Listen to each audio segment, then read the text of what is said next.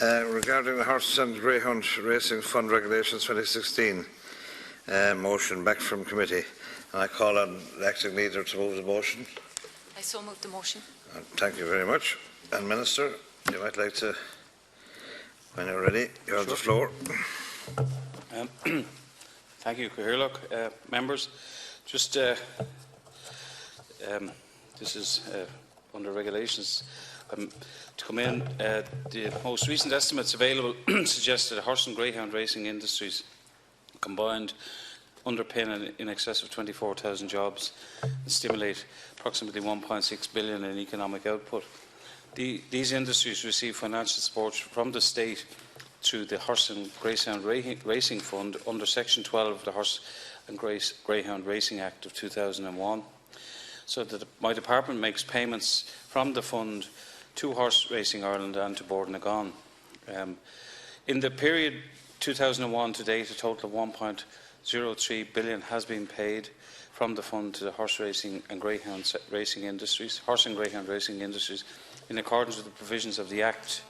The cumulative upper limit on payments from the fund provided under the relevant regulations has therefore been reached. Exchequer funding from the fund is pivotal to the survival of and continued development of horse and greyhound racing industries. In order to give effect to the budget of 2016, this cumulative upper limit must be increased by regulation. The estimates from my department, passed by both houses as part of the budget 2017, include an allocation of 80 million to the Horse and Greyhound Racing Fund. This will be distributed in accordance with Section 12(6) of the Horse and Greyhound Racing Act 2001, with 80% going to HRI and 20% going to Bord na Gán, 64 and 16 million respectively. In order to allow my department to provide these monies allocation in budget 2017, it is necessary to comply with the technical requirement under Section 12(13) of the Horse and Greyhound Racing Act to increase the cumulative limit on the amount payable from the Horse and Greyhound Racing Fund by 80 million to some 1.118 billion. This is achieved by way of regulations submitted to this committee today. The aggregate limit on the Horse and Greyhound Racing Fund has been increased in this manner in the years 2004, 9, 10, 11, 12, 13, 14 and 15. With regard to the horse racing industry, it is estimated that the Irish bloodstock industry provides 14,000 jobs and contributes almost 1.1 billion to the Irish economy. In 2015, bloodstock export sales rose to 268 million in what was a remarkable year for the Irish bloodstock industry. The industry is also estimated to account for up to 80,000 tourists in Ireland each year, and these are among the estimated 1 million plus who attend horse races in each year in the country. And Ireland holds a distinguished position in the thoroughbred racing world, being the biggest producer of thoroughbred foals in Europe and the fourth biggest in the world. And approximately 40% of the EU output of thoroughbreds and 11% of the total worldwide are produced here in Ireland. The Horse and Greyhound Racing Fund has been pivotal in shaping the destiny of this dynamic industry. It has helped Ireland to become a world centre of excellence for horse racing and has allowed Horse Racing Ireland to undertake a capital investment programme that has underpinned growth in the sector. The horse racing industry satisfies all the critical requirements for success in terms of employment and foreign direct investment, and it is the type of export-oriented industry we need. This industry has been the flagship for this country and has had immeasurable influence on Ireland's international reputation in recent times. Government funding of this key industry is an excellent opportunity to yield a high return on investment. Support for certain strategic industries is important to future growth, economic growth, and we can provide widespread benefits for our society as well as for the economy. With regard to the greyhound industry, greyhound racing sector is also an important driver of employment and activity in both rural and urban areas. A report by Jim Power, the economist, in 2010 estimated that the greyhound industry employed over 10,300 people and contributed almost 500 million in economic output to local economies around tracks which have a widespread geographical spread. Bord na Gán reports that since 2002, over 10 million people have attended greyhound racing meetings. The board itself has an annual turnover of approximately 40 million. Funds generated from racing are reinvested in the industry through contributions to prize money and grants to various bodies involved in the greyhound racing and breeding sector, as well as promotion of greyhound welfare and the regulation of the industry. The challenge for the board is to encourage the development of a commercial greyhound racing and breeding industry built on a consumer-focused, high-quality entertainment product which meets the highest international standards of regulation. The funding provided to the greyhound racing sector helps sustain a long-standing tradition, as the industry is part of the social fabric of our country. This funding underpins economic activity in what are in many instances are less affluent regions in the country. It has also contributed significantly to improved facilities now available at greyhound tracks around Ireland. Greyhound racing is an activity that is inextricably linked to the farming community, and while it is undoubtedly part of the fabric of rural Ireland, it also enjoys a strong urban support base. Government commitment. The overall objective of the government is to ensure that the horse and greyhound racing industries achieve their maximum potential, and in doing so contribute to the economic and social development. Governments of all persuasions have acknowledged the importance of these industries and have supported them through legislation and policies initiatives over a long period of time. And without this support, these vital industries would simply not have survived. In the context of broadening the tax base, which has been an issue that has been of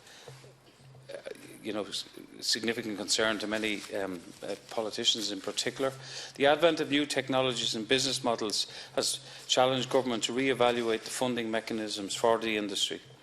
As part of its overall commitment to the industry, the government has addressed through legislation the anomaly whereby remote and online betting operators were outside the tax net. The Betting Amendment Tax Act 2015 came into force in April of 2015. The Act brings betting taxes and internet and mobile betting providers within the scope of the existing licensing regime and extends the existing 1% turnover tax on land-based bookmakers' activities to online and mobile bookmakers. The Act also means that a 15% commission tax for betting exchanges has also been implemented. These measures have had a very positive effect on revenue streams, with significant increases being realised. Betting tax has increased by €20 million in 2016 when compared to this time last year. Both Horse Racing Ireland and Bord na Gán have operated through challenging economic conditions over the past several years, and former Minister for Agriculture, Food and Marine Simon Coveney TD has had activities and operations of both side bodies reviewed. The Horse Racing Ireland Act, which gives effect to the recommendations in the Indicon report, came into force on the 8th of February of this year, with certain sections commenced on the 9th of March 2016 and further sections due to commence in January of 2017. The Act introduced a range of improvements in governance and accountability arrangements, many of which derive from recommendations made by the Indicon consultants.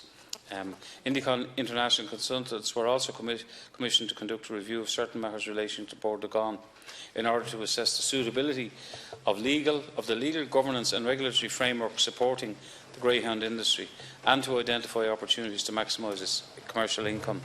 In this regard, my colleague Minister Creed will shortly be bringing forward heads of a greyhound industry bill to ensure that the principles of good governance and regulation are clearly and unambiguously laid down in primary legislation.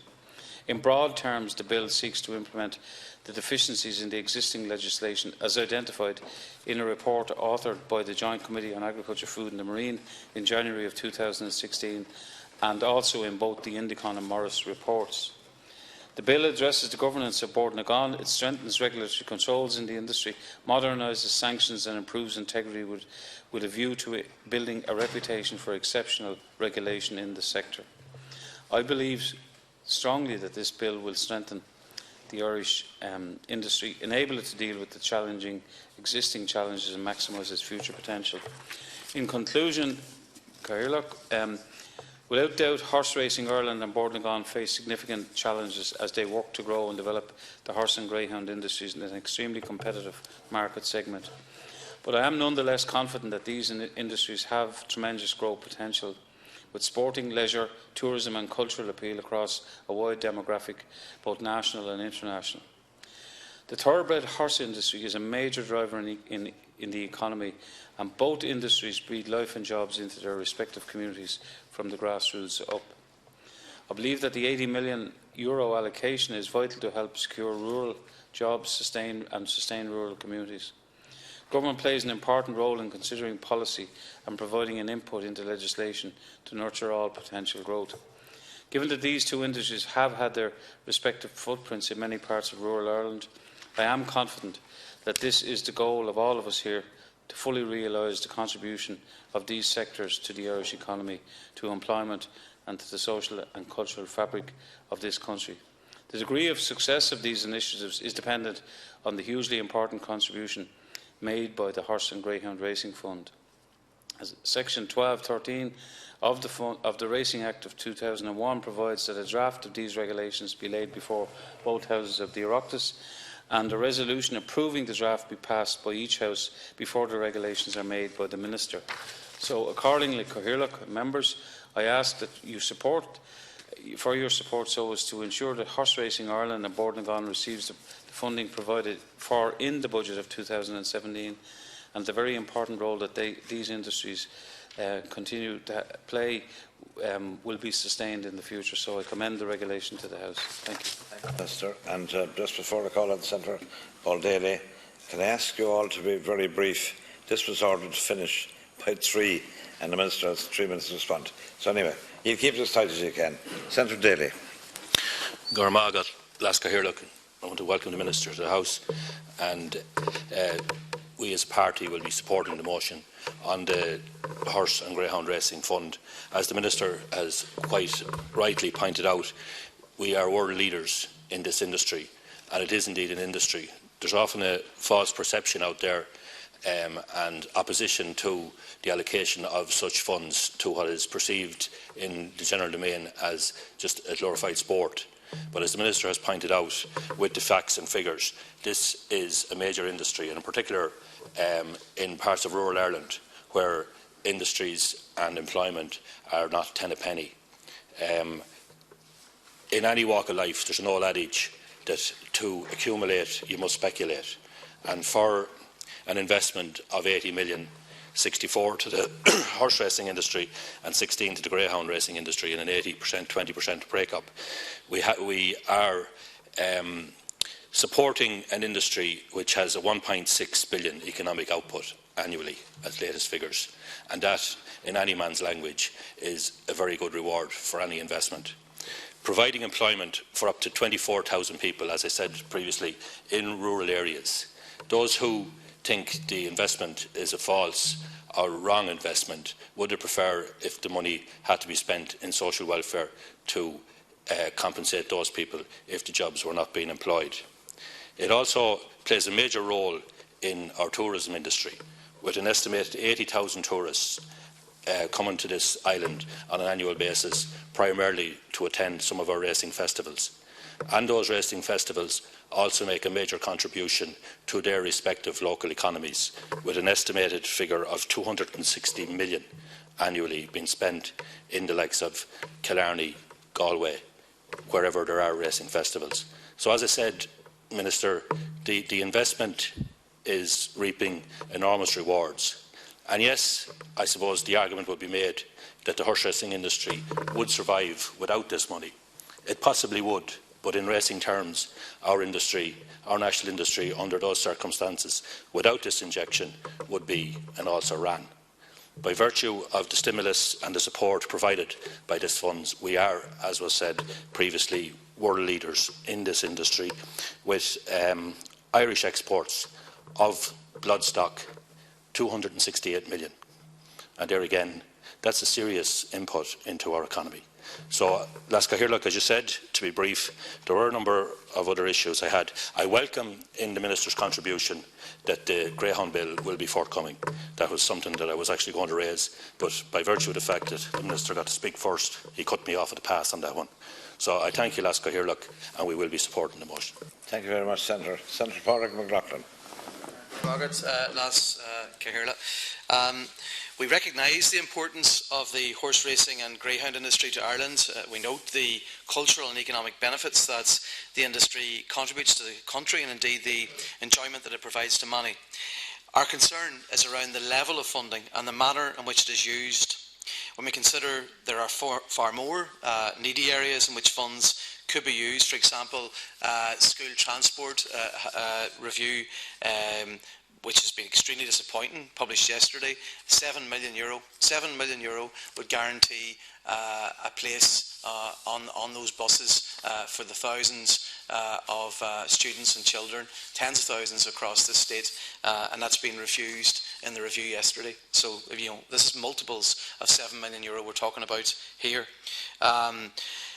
We say that it could be spent on issues like that, instead of dishing out huge prize money and building fancy bars. Minister Borden-Nagon says it contributes €500 million to the economy, while Horse Racing Ireland says it contributes €1.1 billion. With these vast amounts of money that they claim, how is it justifiable that we provide huge annual contributions to both industries, which are dominated by vastly rich owners and trainers? Our citizens, those lying on the streets and hospital trolleys, deserve better. Your government often talks about priorities. Well, I know where my priority would be in this regard. Corporate governments of both industries also raises questions, whether it's the reappointment of CEOs against state rules or building champagne bars. I have raised the matter of the reappointment of the CEO as my party.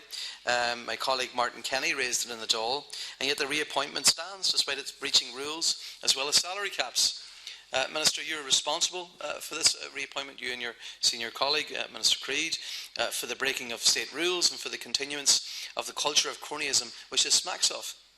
Due to the issues outlined above, amongst many more that I could have went into, my party and I cannot support funding at the level suggested for these two bodies, and I intend calling a vote on the matter as a recognition of my concern and my party's concern. Funding is perilous in the period we are in, and I consider the funding could be used in a much more beneficial manner for the citizens of our state.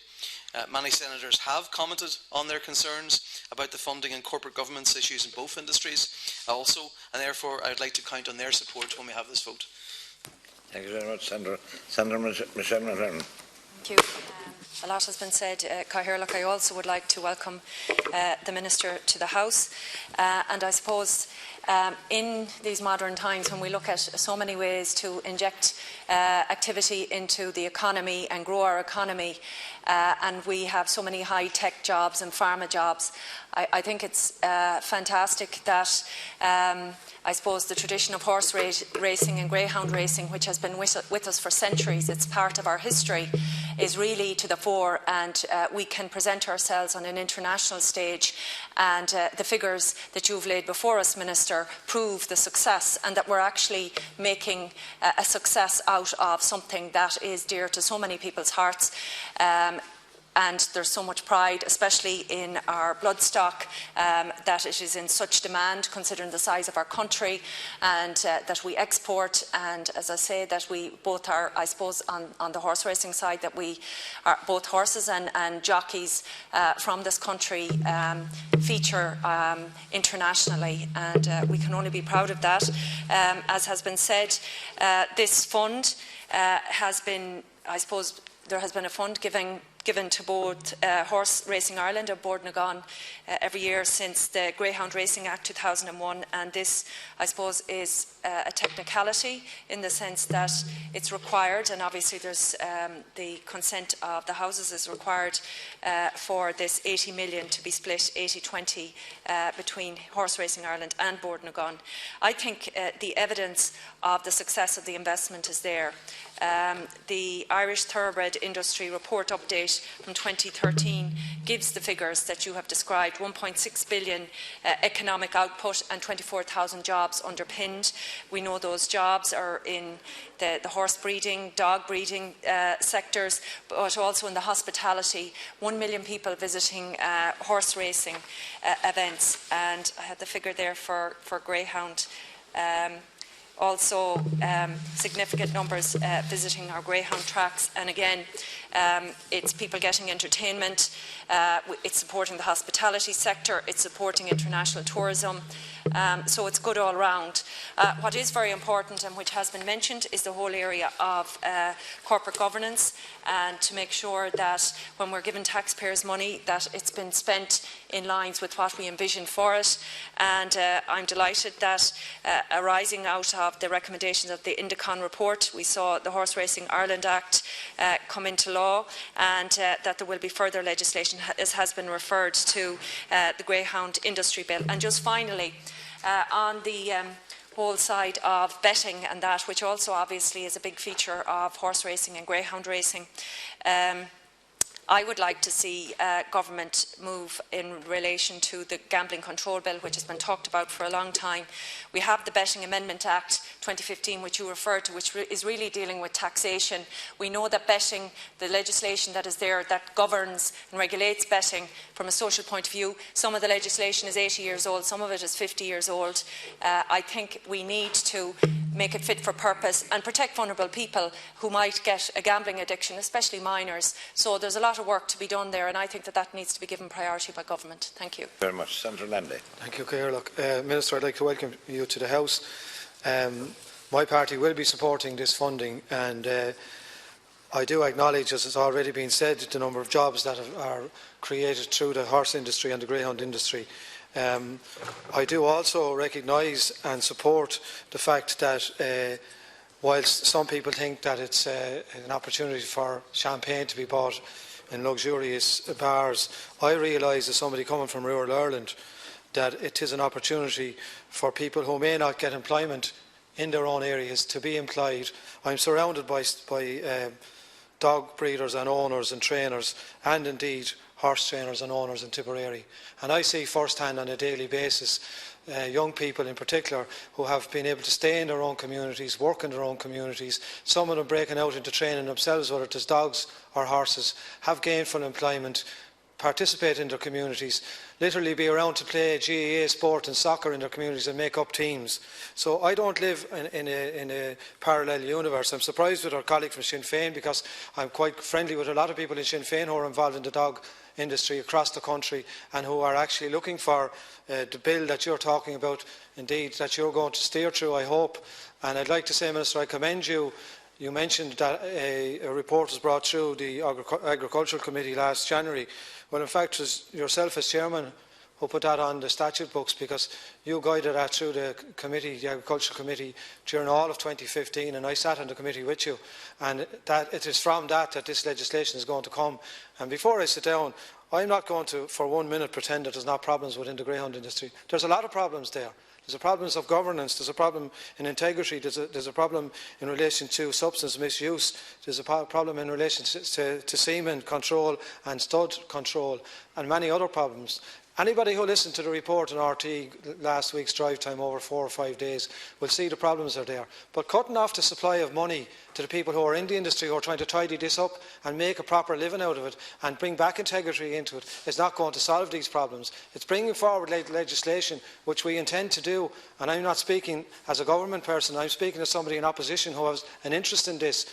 But it needs to be brought in, and I know, Minister, I've had many discussions with you. You intend to do it, and we'll have one opportunity on this, and it's starting straight away after Christmas. We need to get this right, because the industry is dying on its feet. I said that on radio the other day, that if we don't get it right and bring the confidence back into the industry, it will die.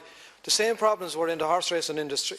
But in the horse racing industry, don't forget that we have the people who work in it are represented by associations such as the Stable Staff Association, such as the Injured Jockeys Association, such as the Trainers Association. All those people have organisations within the horse business to stand up for them and to speak for them. It's not as if people are downtrodden. And constantly I've been bringing up here in this House about Stable Staff Association and their entitlement to proper wages, etc. And that is moving along. So we need to protect the people working in the industry, but cutting off the supply of funding to help the industry is not going to solve anything. It's going to put more people on the dole. So we'll be supporting this legislation. Thank you, Senator. Minister to reply. You have 3 minutes, Minister. Okay, thank you, Cathaoirleach, and thank you, members, for your contributions. Just to summarise, that this is to allow the payment go through. It's necessary to comply with the technical requirements in Section 12 of the Horse Racing Act, and it's achieved by way of regulations submitted to both houses and approved. Just on a couple of, I have 2 minutes. Regard to some of the points made, and I have no axe to grind. I actually keep a few sport horses, but neither thoroughbreds nor greyhounds, so I'm not actually directly involved in the industry. During the last Dáil, the committee which as Senator Landy said I chaired, dealt with the pre-leg scrutiny on the Horse Racing Ireland Bill. And one of the things that the industry was thoroughly examined by the committee. And a couple of salient facts.